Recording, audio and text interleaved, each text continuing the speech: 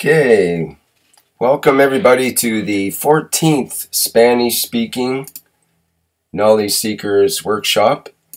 And today we'll have um, several pictures and a presentation from Enrique and Eric showing GANS materials used in agriculture.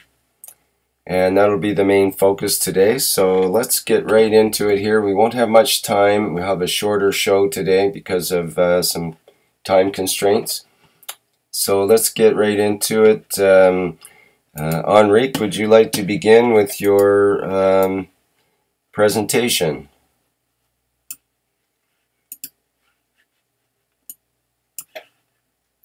Yes, I've got the first one up. I'll go right into the second one, which is about your proposal.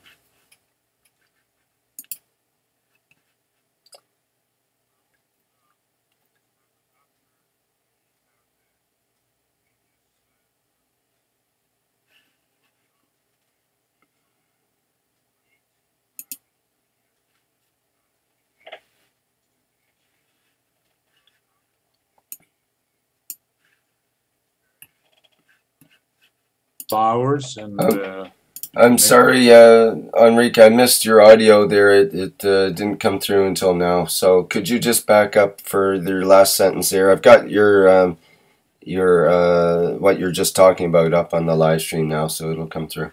Just say what you just said. Thanks. okay. Well, I'll say it in English because it can be seen in Spanish. I say, after the explanation of Mr. Keshe in the past 13 workshop, we decided to make this first experiment on how the CO2 gas can be used for the new, what I call MAGRAV agriculture, meaning magnetic gravitational fields, were being advised by Eric Clausen. This is a simple small-scale experiment with plants and flowers, and this is it. Go ahead. Next. Rick. You're becoming organized, huh? The next one, the next slide is up. It'll just take a while to come through on the live stream. There's quite a long lag. Okay, it shows the CO2 kit. That's the one you're in. We know, well, yeah, it shows just how we use the new CO2 kit from Omega Quantum. We know how to make GANs, CO2 GANs. I don't have to explain that. It is self-explained. So let's go to the next slide. You know, can I say something before you go any further? Please do. We are supposed to be the inventors of this system, and we haven't seen one. You lot all have received yours. At least it's nice to see it working. Oh, thank you. It's the first time I see a CO2 kit in working condition. Oh, yeah, yes, it is working. I don't know, the manufacturer doesn't hear our voice, I think. Yes, we say that, okay, we come up with the GANs, and the only extra things we need is these tubes of polypropylene, and I say that we should avoid vinyl or any other material, and it's very thin. It's 1/4 of an inch or 5/16 of an inch of the appropriate length for the plants. Some scissors to cut it, syringe with a narrow peak, and distilled water. Next. This is very, very simple what we're going to do. And then the next slide.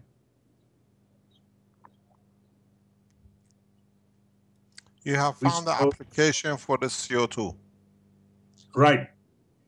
Yeah. We wanted to find a fast, easy application in order to be able to promote the selling and the buying of the using of the CO2 kits because it's fantastic that it is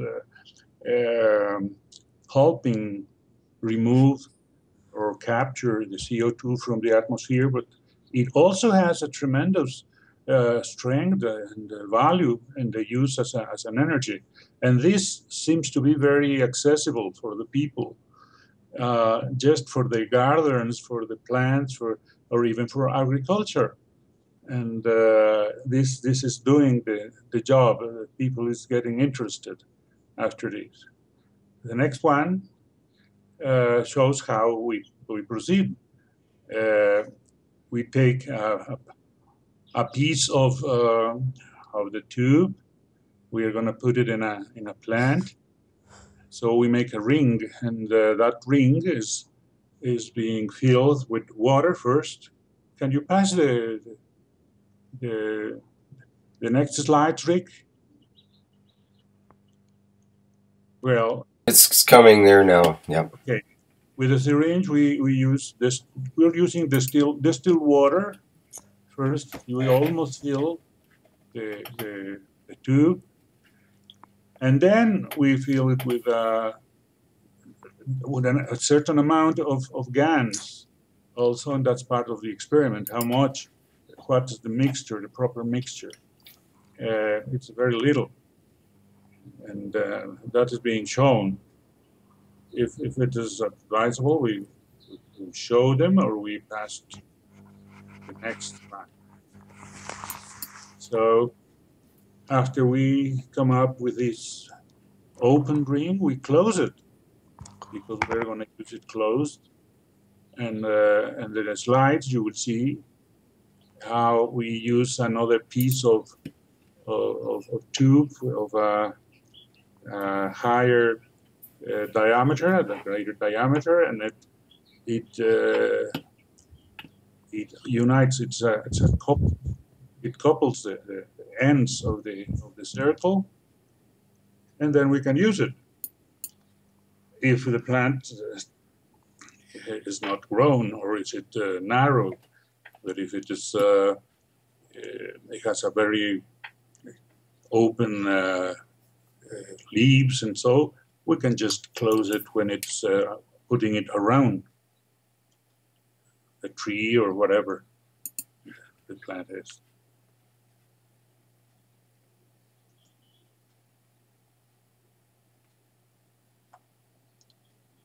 I wonder if I think I skipped some of the slides, and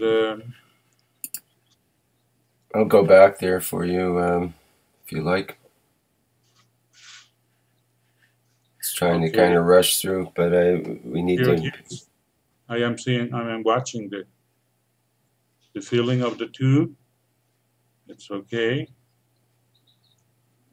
First the water, then the CO2 GANs, and how this ring is closed with another piece of pipe of the same material, because we don't want the GANs to be contaminated with another material. We could also fuse it, but then we put it around the plant, and that starts the real experiment of observing what happens with it, comparing what happens with a plant and a similar one as without the GANs. And I think, and this is what we will do when there are several plants. This is in my wife's garden, and we're doing it. And this shows what we will do. Go ahead with the nurseries down in Cancun that we showed last time, and so we are going to put straight or winding line of tubes. And in the next one, we show in palms the growing of palms. The palms, you mentioned these, Mr. Keshe, to put that when we talk about a tube, it may be, and instead of these, we could use an assay tube from the laboratory filled with GANs in this place, but we are going to try with these tubes of polypropylene. And that's it. Can I ask you a question? Please do. Is it possible to embed the pipes in the soil and see if there is any difference? Yes, actually, the next slide, the 17 slide, shows that. We are going to do that. We are going to have both situations and compare. If it's in the next slide. Should be up on the live stream any second here now. Okay. Just waiting for it to come through. There it is. We understand that the field is what is important, and that's what's shown here first, just around the. Hallelujah! We got through at last. No, the 17. Yeah, they really got it this time. It's great, and Eric's been a big part of this too, and he's got some pictures of some of the work that he's done with his plants that are similar. But we can just maybe finish the last few pictures here and continue. I would like to show the. I'd like to show the other one, the 17, which is a drawing. I sent a drawing with two cases when the tube is over the soil and when it is under, when it is buried. And the thesis is that it is going to be the same effect because the field, the macro field is extending. And the question from Mr. Keshe is, should we consider how much, as it is it 2 or 3 meters? It is 10 centimeters around. We reckon, we could be completely wrong, but we reckon about 3 to 10 centimeter. But no test has been done in a deep cultivation. This is what I'm showing here. This is, it seems, but in the next one it is a drawing, and we consider that the field is spherical, is round around the pipe. So it takes both the plant and the earth itself and the plants around. And we want to know precisely if we can put just one pipe and several rows of, here it is. You can see. You know what will be nice? Now Yes. You started this experiment. First of all, take topsoil, a piece of topsoil, Right. And in a flat shape, not to mix it, and put it aside and compare and see if you see any increase like in the shine of protein on the water, on the soil. Okay. Shine of So protein. we see if the system extracts like the way we see fat on top of the boxes, CO2 boxes. The other thing which will be very interesting is if you have a mixture of copper and CO2. Okay. One pipe CO2, one pipe copper oxide or the others, and see if you make a difference. And then if you can do a study and see which plant needs like copper, and see if it changes in the growth. Which plant needs copper? Because the different plants grow in different environment. And what will be interesting to see how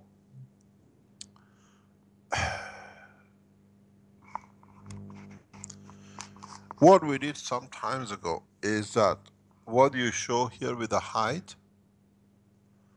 of the plant, Yeah. it looks like like 10, 15 centimeter is well within the reach of the plant. Okay. What will be interesting is these are the things which is been going through my head for years, but now you started it, is you know the way you put two rings on the soil, you're going to test, let's say, pipes under the soil. Yes. What about if you make a ring every 10 centimeter upwards to cover the plant?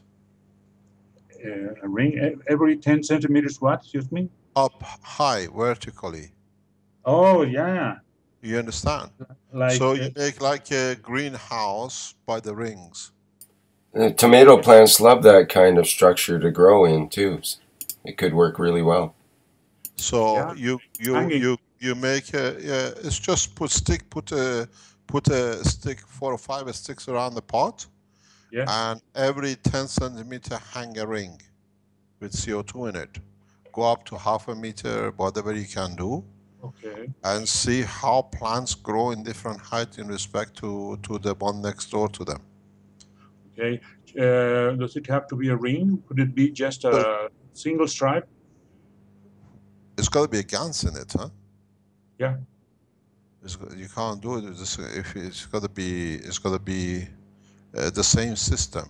You see if the same thing changes it, or with a mixture of the two. Um, now that we started these processes, it's going to be very interesting to analyze a lot of things. Yes. Good. What we need to know, we're going to do it here. I've asked ask somebody I was talking, I can't remember. Like find a plant, like a tomato plant, which has got a fungus on it, which is Okay. not going to be used, and spray it with a mixture, a very low or different mixture of CO2 or copper oxide on the leaves, not on the plant, and see if the fungus disappears. Because especially if you use copper oxide, is a disinfector. I see. So, you know, in most of the hospitals now, very advanced hospitals, all the operating rooms are made of pure copper sheets. They never disinfected, they don't do anything in there. No germs goes through.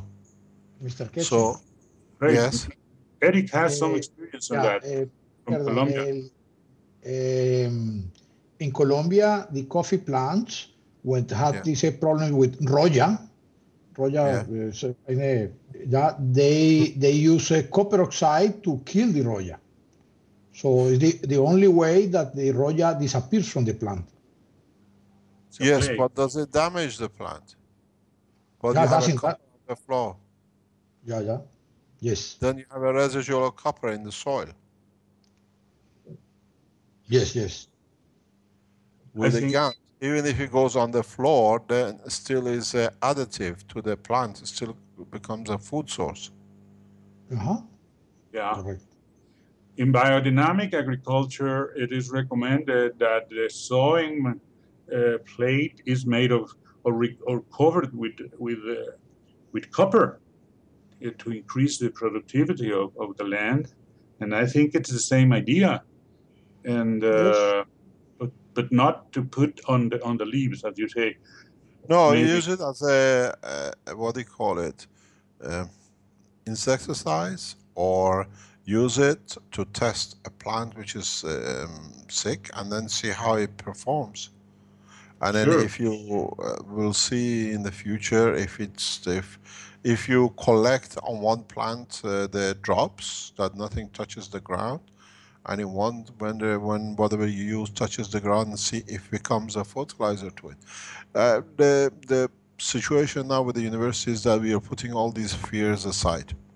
We create a condition that we can test everything, every condition possible.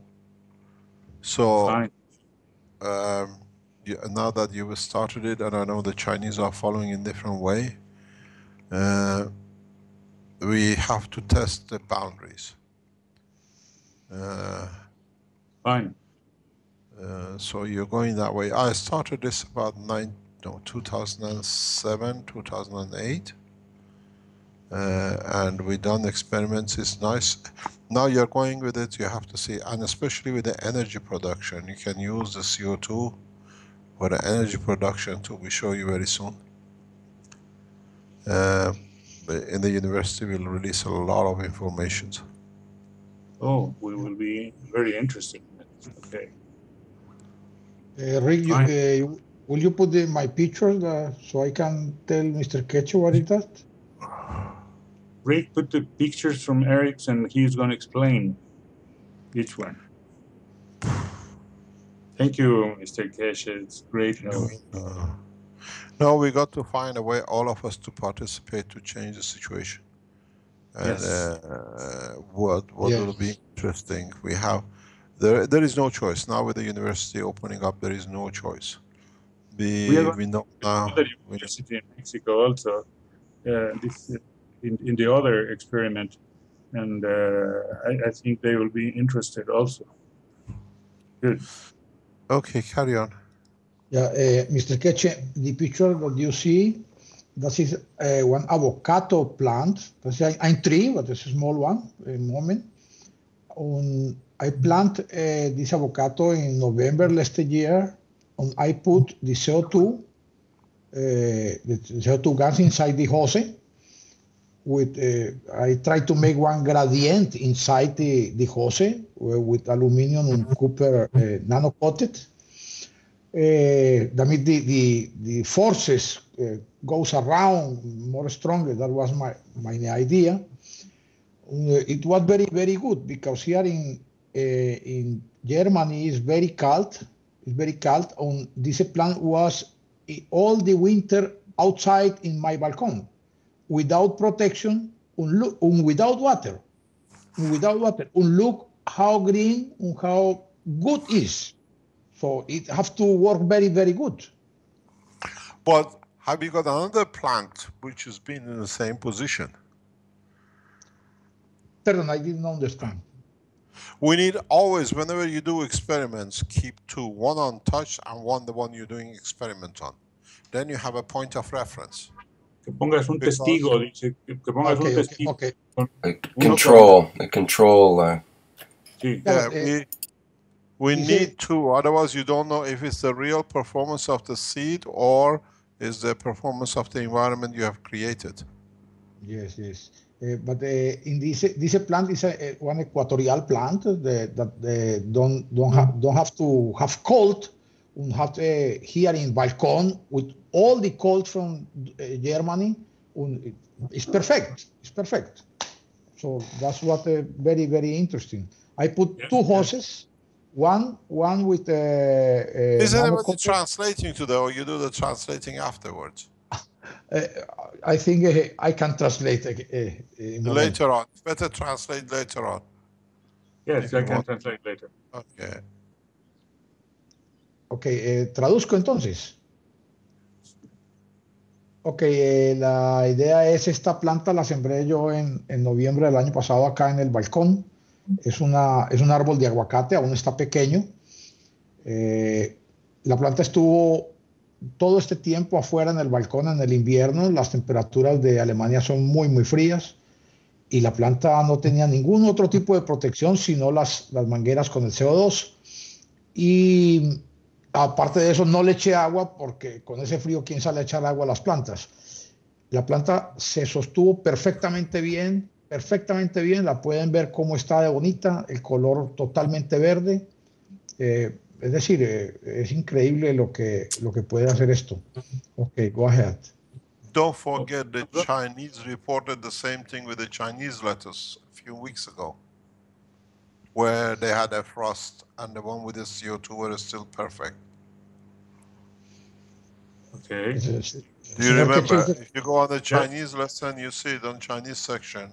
Yes, I saw it. The plants. They inject the plants. They injected to the soil, not in the plant. They injected the CO2 in the soil. So does it mean that we're creating an environment with the CO2? Or is there a need for greenhouses anymore? El señor Keshe explica Perdón, ¿traduzco de una vez o esperamos? Adelante. Ok, el señor Keshe explica de que los chinos han reportado de eso, ellos no lo han hecho con mangueras, han reportado que protege contra el frío. Ellos pusieron el CO2 en la tierra, el gas de CO2 en la tierra, y le reportaron, nosotros ya vimos las fotos y todo el estudio que hicieron, de que se protege contra el frío también. Y aquí está comprobado por mi parte de que así es. Una planta ecuatorial. Go ahead, Mr. Ketch. I think one of the good experience, if you can do it, you know this dry lining clotheslines, they have the frames you hang your clothes on, different lines. If we replace those lines with a tube with a, let's say, CO2 gas or copper oxide, and grow plants underneath of it in the frame, under the frame, with the cold effectum. So we make a greenhouse condition with a CO2 gas on top, then being the soil on one plant. If what you show is correct, that the plant in that environment has changed, so you can make a, what do you call it, a frame like a drying, what do you call it, frame for drying clothes. You put pipes in there, and within the frame of whatever plants you put in should resist cold and everything else. We've seen this performance of the resisting cold years ago with Dilla. We left it outside the whole winter, and the other seeds in comparison, they died in September, and these were still going in March. Frost had no touch with it. So what you and the Chinese are reporting seems to be correct. It creates an environment. It sounds like that. Yeah. Traduce, por favor, Enrique. Sí. Nos dice el señor Keshe que es importante anotar que esto ya lo practicó él y logró exactamente ese efecto de protección contra el frío, porque se crea un medio ambiente. Si se ponen, nos está sugiriendo poner los tubos como un arco por encima de las plantas para como si fuera una protección, y que veamos si efectivamente se puede crear este ambiente. Eso es lo que parece más importante, entender que no es el contacto directo o solo cercano que se puede tener con los GANs, sino que estos crean un ambiente que es favorable al crecimiento de las plantas porque contiene precisamente los elementos que sabemos, el carbono, el oxígeno, y el oxígeno con el hidrógeno hace la humedad, el agua y el nitrógeno que también jala.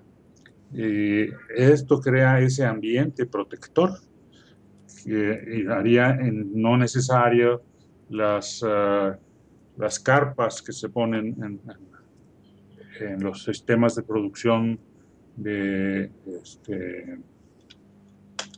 ¿cómo se llaman?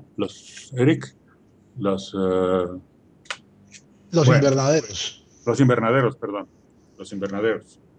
Esto lo vamos a probar, esto que nos está sugiriendo el señor Keshe, y lo vamos a probar en la otra parte, no en la parte tropical, porque ahí no se tiene la condición de frío, pero sí vamos a hacer otros experimentos que vamos a explicar la próxima semana, en donde vamos a trabajar en zonas de montaña, y ahí sí podemos hacer esta prueba, sin duda alguna. Okay. You know what will be nice if you can let us know is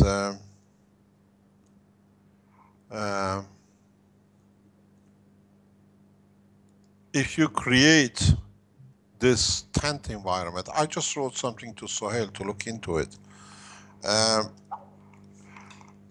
If you create, let's say, a frame with the CO2 guns going over it and side of it, yeah? And right. Put the plant another frame exactly without the guns into it, but distance away, not near to it. See if you get any insect on the plant. See if you get any fungus on the plants which are within the frame. if you get flies on it or you don't get flies on it, then you create an environment which is insect-free and bacteria-free. Especially if you use a copper oxide and a CO2. Then you absorb a mixture, moisture from the air, so the moisture stays inside the frame, and at the same time it creates a field of copper oxide. So no plant doesn't need to be touched with anything, but it stays, what do you call it, insect-free and fungus-free. Fungus-free. You understand? Very well. Yes, yes, we understand. We're going to try that. So if the Spanish and the Chinese lead the farming side, the agriculture, it will be fantastic because you have the opportunity there to do it. We've been asked by Italian government to look into something very recently, so we do it when we are in what do you call it, in Bari, when we start. I think that will be a good point for you to look into. So you create a greenhouse not only with the mixture, but insect-free too. But then they have a problem. Would the bees go in to, what do you call it, to transfer pollen from the plants to plants? Nice, yeah. We got to see it. We got to try it. Yeah. Here in the live stream image, I tried to show these blue and yellowish circles like the tube that would be formed with a field created by the hose going either over the soil or under the soil. But this is my understanding, my imagination. I ask you if this is possible. It is kind of the same idea of looking for a field. How is this field created? Do you have earthworms in your part of the world? Yeah. It'll be interesting to see the effect on the earthworms. Do they go longer, shorter, fatter? Okay. We have a very strange situation here in the lab. It's the first time we disclose it, but Arman and Marco know. So now we are moving out, we can explain it to you. 3-4 months ago, in the autumn, beginning of autumn, I noticed there is a sparrow in the lab. And this sparrow is there till yesterday. I think it's still there. And I wrote a text to Marco yesterday saying, I know how it's been feeding itself. Oh. Because there are no food. We have nothing in there but gans of tables full of ganses and all sorts. And we think it's been eating from the gans and the water of the gans. Oh. Because it has the water, but it didn't. It came in because we live in a green zone. It's been there. I've seen him once or twice a week. We left the doors open, we left windows open, we left everything open for it to go out. It doesn't want to go out. And yesterday, as we are now leaving the premises, I was packing things in the lab. It flew just over my head. And it doesn't want to go anywhere. It's been there. There are no way it can come and go. Only the door we open. It's not dead. It's been there now nearly 4, 5, 6 months now. And the only conclusion is I wrote to Marco yesterday. I said, I think I found out what it's been eating the gans. So it's very strange. There is no possibility of this bird going out of the building. There is no hole anywhere to go in or out. Oh, very conclusive. So it's been sitting there and it's been eating from the gans. Because water does not give it energy, but he must have found, and now that we closed everything down and there are no more for him to drink or to eat, I think he might decide to move out. But he hasn't changed any color, he hasn't changed anything. Very happily he flies around the lab. The lab is nearly, I don't know, 200 square meter must be, or less. So, and it's a 5 or 6 foot meter high roof. open roof. So it's been living in the lab for past. Oh, good space for flying. Yeah, it's got a space to fly, but it's been staying alive. And there are no food in the lab. There are plenty of caustics, but we have a bird who's been hooked on GANs, I think. I thought I heard a bird in the background there too, but maybe it's just me.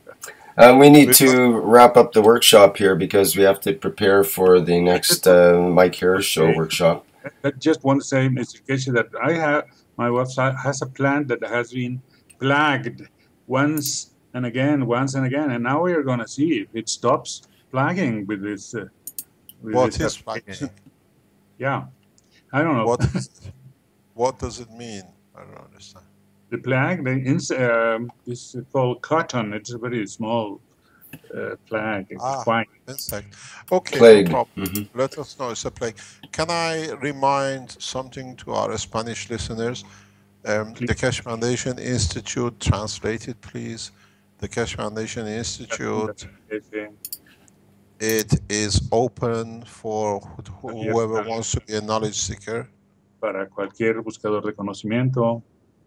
And you have to go to the Keshe Foundation spaceshipinstitute.org to apply for a place for May or October session. Pueden escribir al Spaceship Institute para solicitar un lugar que empieza en mayo las clases en el sobre todo at the same time the opening of the Institute for Keshe Foundation on 21st of April and a joint opening inauguration of the Institute and Loom University on 23rd is open to public. We have had Spanish people who come to our presentations openings, so it is open to you if you want to attend. Bien, y también es una invitación para estar en la inauguración del instituto en el 28 de abril de este año. Estarán presentes algunas personas también de habla hispana que estarán participando de este glorioso, importantísimo evento que va a ocurrir allá en Italia, en el Instituto de Astrofísica, como lo hemos traducido. Y nada más, el siguiente workshop hablaremos de los cultivos con grupos indígenas en zonas semiáridas de montaña. Okay, Mr. Keshe, thank you very much. Thank you indeed. It'll be nice to see you if you come, and it'll be nice to celebrate the new way of teaching and learning. It's a nice dream we have about. Ours have become reality. Yeah, we have to be able. Let's see. Thank you very much. Thank you very much, Mr. Keshe. Thank you indeed. Thank you indeed. Bye. Bye-bye. Bueno, terminamos ahora este workshop. La traducción estuvo un poquito bajita en español, pero bueno, estaba todo casi que escrito para que entendieran. Les agradecemos mucho la compañía. Si hay alguna pregunta, pues muchos ya conocen mi Skype, o si no, también el email con Enrique. Muchas gracias y hasta la próxima semana. A Rick, muchas gracias. A Vince, muchas gracias. Al señor Keshe, muchas gracias. A Enrique. Sí, yo nada más quiero decir que lo que faltó traducir fue la plática en la que Mr. Keshe nos dijo que también nos fijáramos en los insectos y que creáramos este ambiente, este medio ambiente, y observáramos otras cosas en el efecto de lo que sería la salud de la planta, la salud del cultivo. Y así lo vamos a hacer, lo vamos a explicar más en la próxima vez. Gracias, Rick. Gracias. Great. Thank you, Enrique and Eric, and to everybody else that contributed today. And that ends the 14th Spanish-speaking Knowledge Seekers Workshop. Thank you, everybody, for attending. Thank you. Thank you, Rick. Thank you, Mr. Keshe. Vincent, thank you. Yeah.